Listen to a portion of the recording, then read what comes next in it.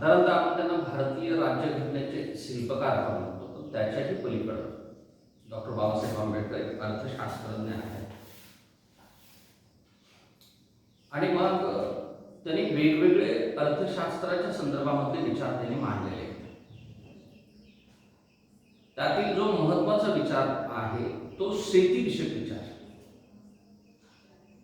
तर भारत हा शेतीप्रधान देश आहे आणि या शेतीप्रधान देशामध्ये शेती आणि शेतकऱ्यांच्या संदर्भामध्ये विचार मंथन बाबासाहेब आंबेडकर यांना करावंसं वाटलं. आणि म्हणून त्यांनी 1918 मध्ये एक शोध निबंध लिहिला. त्याचं नाव आहे small holdings in India and their remedies. हा शोध निबंध 1918 मध्ये लिहिला. जवळपास आता 100 वर्ष त्याला उलटून गेले. तर भारतातील लहान धारण क्षेत्र आणि त्याच्यावरील उपाय. आज आपण बघितलं की भारत हा शेतीप्रधान देश असला तरी भारताचं जे धारण क्षेत्र आहे हे धारण क्षेत्र अतिशय कमी आहे. हे त्या काळामध्ये सुद्धा होतं, 100 वर्षापूर्वी सुद्धा होतं. आणि म्हणून बाबासाहेबांनी त्याच्यावर मंथन केलं. आणि त्याच्या संदर्भामध्ये मांडणी करताना बाबासाहेब 3 प्रश्न उपस्थित करतात. त्यातला पहिला प्रश्न आहे की धारण क्षेत्राचं विखंडन मुळातच का होतं. दुसरा त्यांनी प्रश्न उपस्थित केला की किफायतशीर धारण क्षेत्र कसं ठरवायचं. आणि तिसरा प्रश्न त्यांनी उपस्थित केला की लहान धारण क्षेत्राच्या समस्येवरचा उपाय कोणता. तो साधारणतः त्या काळामध्ये मांडणी अशी होती.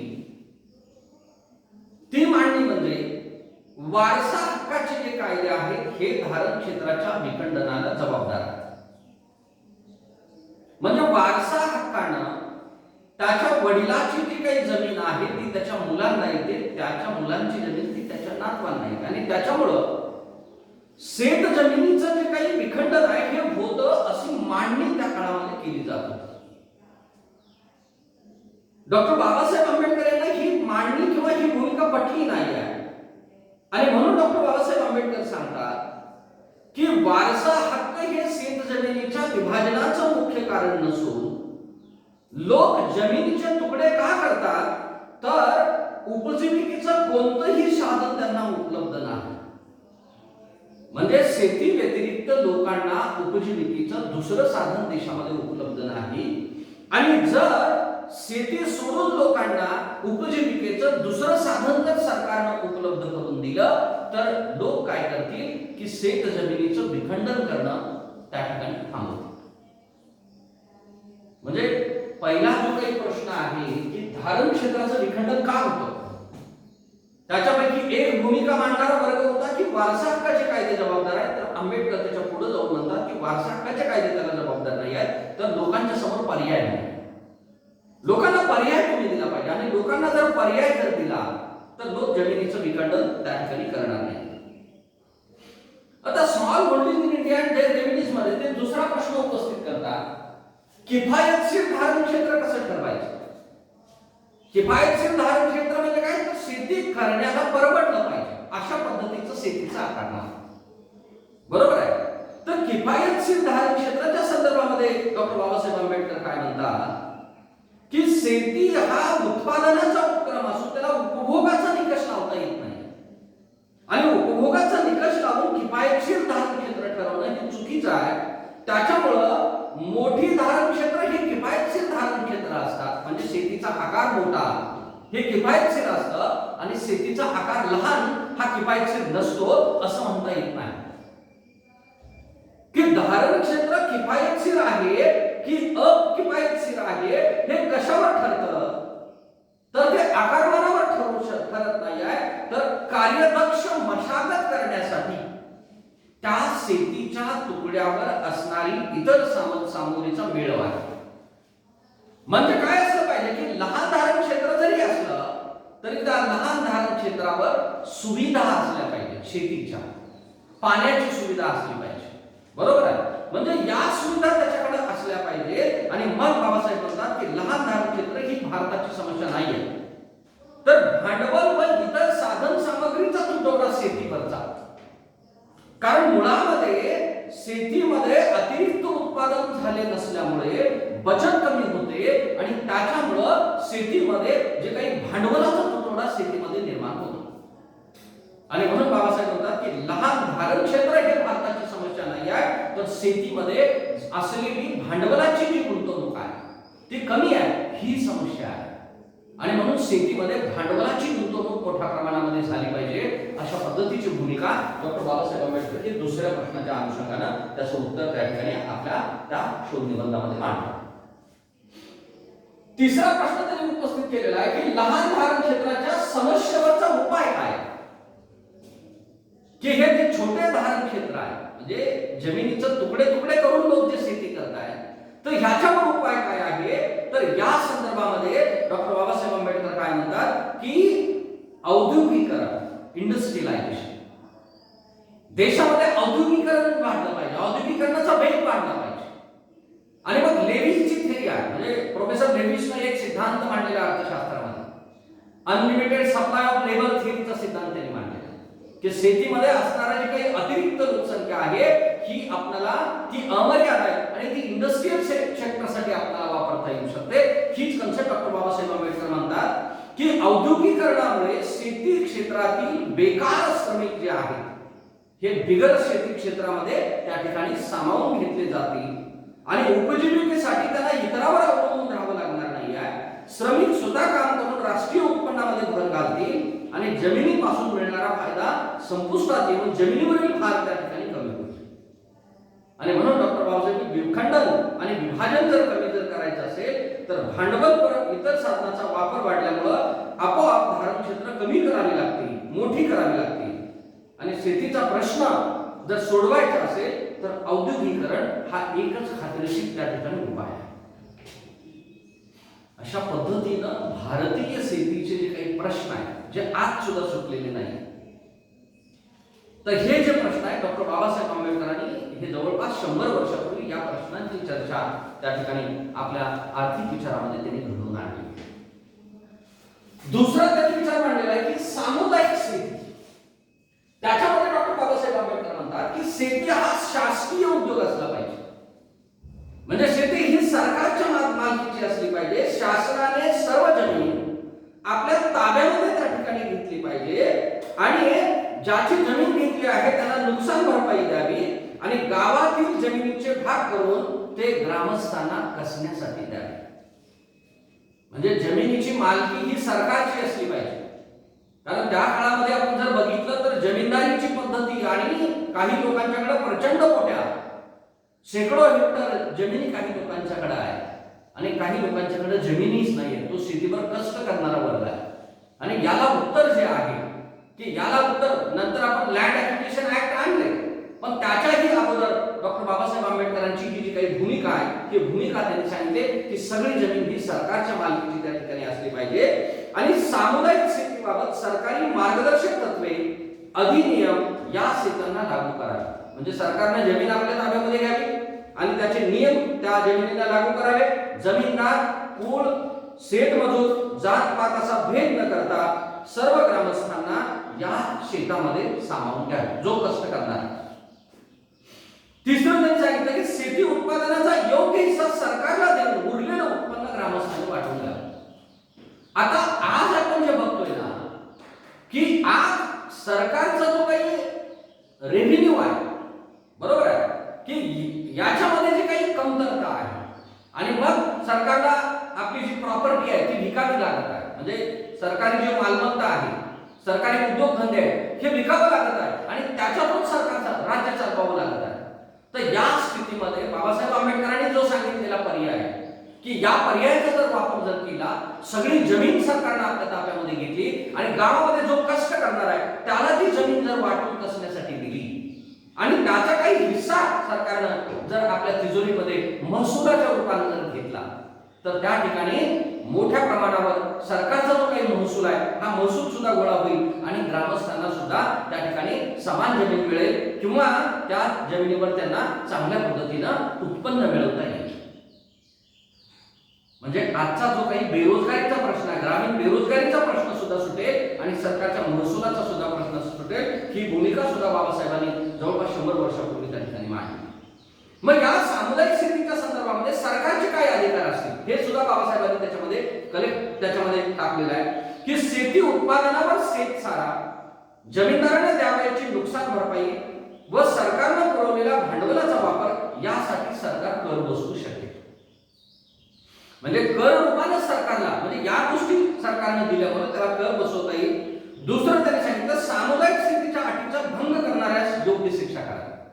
म्हणजे सामुदायिक शेतीची जी काही नियमावली ठरवलेली आहे त्याचा भंग, जे काही अटी आहेत त्याचा भंग करणाऱ्याला शिक्षा त्या ठिकाणी करण्यात यावी. या योजनेला डॉक्टर बाबासाहेब आंबेडकरांनी शासकीय समाजवाद असं नाव दिलेलं आहे. राज्य समाजवाद आपण त्याला म्हणूया आणि याचा राज्यघटनेमध्ये समावेश व्हावा अशी डॉक्टर बाबासाहेब आंबेडकरांची भूमिका होती. म्हणजे शेतीच्या प्रश्नाच्या मुळापर्यंत जाणारा हा अर्थशास्त्रज्ञ.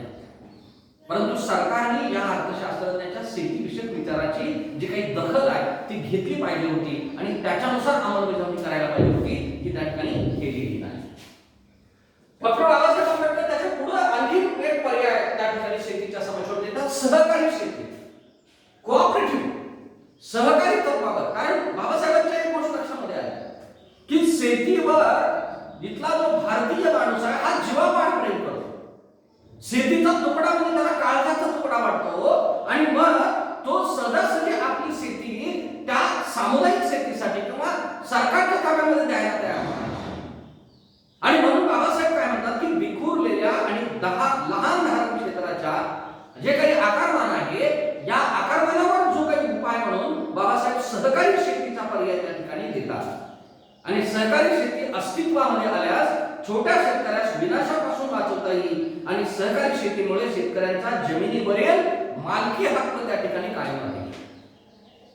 कारण जमीन मालकी हक्क राहील म्हणजे जसं आता सहकारी पतसंस्था आहे, सहकारी खरेदी विक्री संस्था आहे, सहकारी पाणी पुरवठा संस्था आहे, तशा सहकारी शेती संस्था सुद्धा उभ्या करता येईल. आणि 10 गावामध्ये 10-20 शेतकरी एकत्र येऊन आपलं शेत एकत्र करतील.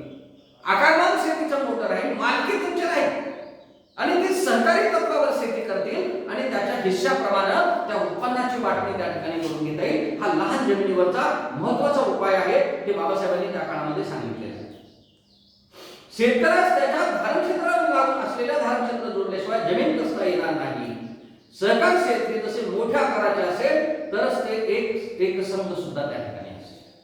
म्हणजे लहान धारणक्षेत्राच्या संदर्भामध्ये बाबासाहेबांचा हा एक अतिशय महत्वाचा विचार बाबासाहेबांनी त्या ठिकाणी मांडला.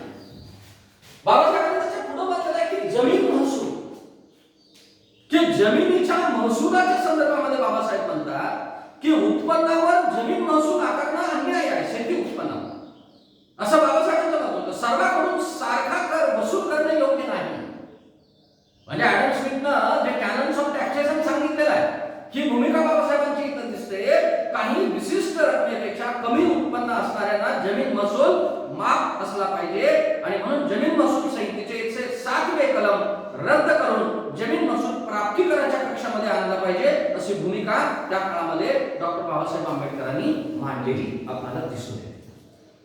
शेतीच्या संदर्भामध्ये आणखी एक त्या काळामधला जो काही प्रश्न होता महार वतनाचा प्रश्न होता. म्हणजे जे जातीने महार लोक होते. आता बघा त्या काळामध्ये वतन ऍक्ट प्रमाणे गावचे कामगार म्हणजे इंग्रजाच्या काळामधली ही गोष्ट आहे. गावचे कामगार म्हणजे पाटील, कुलकर्णी आणि महार म्हणजे हे 3 गावचे कामगार असून कारण परत्वे चौथा जागला असतो. पैकी महार वतनामध्ये अनेक दोष आहेत. महारांच्या कामाचे तास निश्चित नव्हते. इतर अनेक कामाबरोबरच सरकारी अंमलदार येतील त्याचा बंदोबस्त ठेवणे, ते सांगतील ती कामे करणे असा उल्लेख त्या महाराच्या वतनांच्या संदर्भामध्ये त्या ठिकाणी दिसून येतो. आणि रयतेची खासगी कामं सुद्धा करून घेतली जातात. एखादा महार लवकर कामावर जाऊ शकला नाही तर त्याचा पर्याय म्हणून त्याच्या पत्नीला कामावर जावं लागायचं, त्याच्या मुलांना त्या ठिकाणी कामावर जावं लागायचं. तसंच महाराने 24 तास कामावर हजर असलं पाहिजे.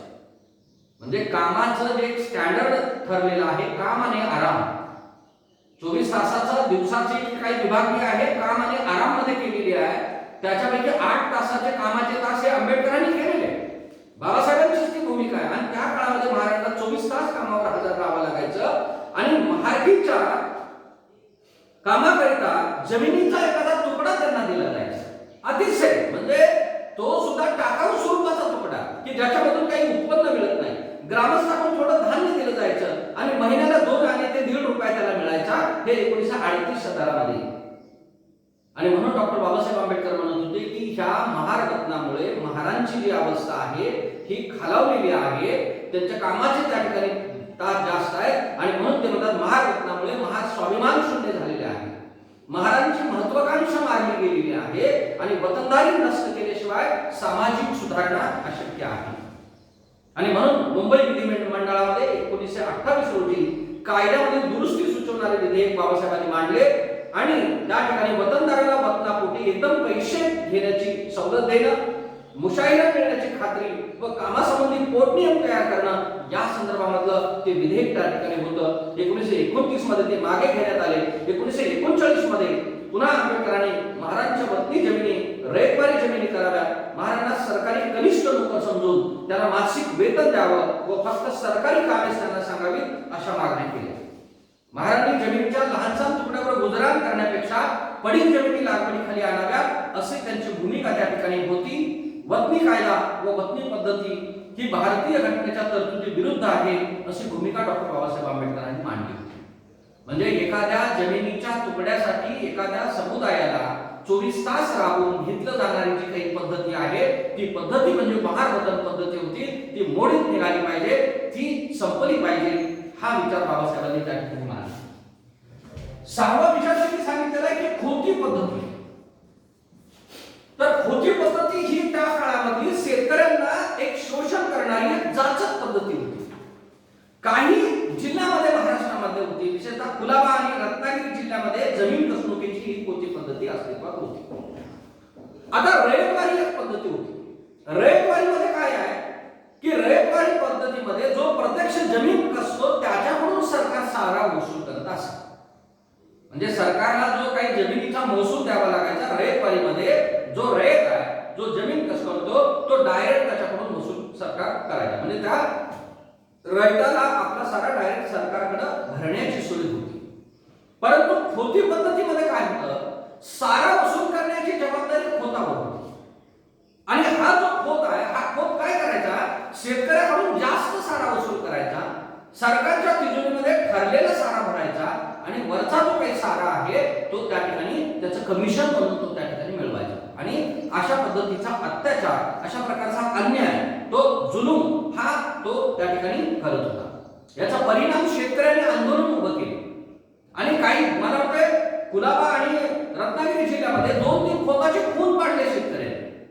आणि मग यावेळेस बाबासाहेब त्या ठिकाणी पुढे आले की खोतांचे खून पाडणं हे त्याला पर्याय नाही आहे आणि म्हणून ही खोती पद्धतीच नष्ट केली पाहिजे अशी भूमिका बाबासाहेबांनी त्या ठिकाणी रत्नागिरी या ठिकाणी भरलेल्या परिषदेमध्ये आवाज उठवला. आणि खोती प्रदेशातील शेतकऱ्यांचे रक्त शोषण थांबवून त्यांना माणुसकीचे हक्क मिळवून देण्यासाठी खोती पद्धती ही समूळ नष्ट झाली पाहिजे अशी भूमिका त्या ठिकाणी डॉक्टर बाबासाहेब आंबेडकरांनी मांडली. जमीन विधिमंडळात 1936 मध्ये त्यांनी खोती पद्धती रद्द करण्याचे विधेयक त्या ठिकाणी मांडले.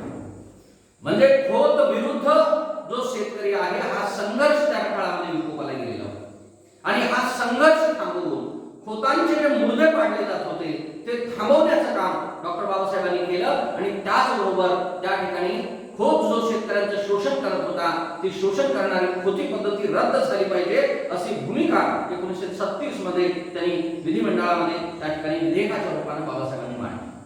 तर अशा पद्धतीनं डॉक्टर बाबासाहेब आंबेडकरांनी या देशामधल्या शेती आणि शेतकऱ्यांच्या प्रश्नांच्या मुळापर्यंत त्या ठिकाणी आपले विचार मांडलेले आणि त्याला उपाययोजना सुद्धा सुचवले. पण दुर्दैव आपल्या देशाचा की बाबासाहेबांच्या शेती आणि शेतकऱ्यांच्या प्रश्नाच्या अनुषंगाने कुठल्याही सरकारने त्या ठिकाणी लक्ष दिलं नाही आहे आणि म्हणून आज सुद्धा शेती आणि शेतकऱ्यांचे प्रश्न